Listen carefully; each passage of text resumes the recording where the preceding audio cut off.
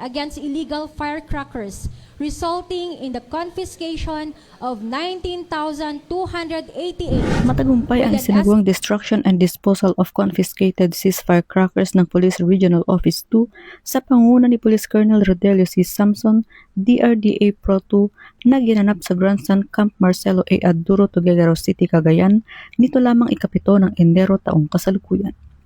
Naging katuwad ng Police Regional Office 2 ang mga tauhan ng Bureau of Fire Protection at nag-isa rin ang mga media personnel sa isinagawang aktibidad. Nasa higit 19,000 illegal firecrackers ang nasamsam at may estimated value na higit na sa 200,000 pesos. Ang pagkumpiska ay isinagawa mula December 17 noong nakaraang taon hanggang January 6, 2026. Isinagawa ang mga pagkumpiska upang magkaroon ng zero casualties sa pagsalubong ng bagong taon. Sa pahayag ni Police Colonel Samson, kanyang binigyan diin ang pagbaba ng kaso ng casualties sa rehiyon kumpara noong nakaraang taon. These significant reductions demonstrate that our enforcement strategies were effectively and our holiday distribution were orderly, secure, and well managed.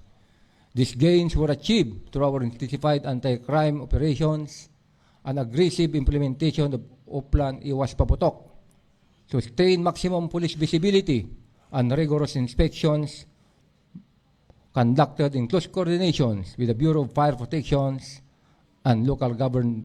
Ang ganitong operasyon ng Police Regional Office 2 ay nagpapatunay ng kanilang tapat na pagtupad sa kanilang mga tungkulin na panatilihin ang kaayusan at katahimikan sa rehiyon upang masiguro ang kaligtasan ng bawat mamamayan.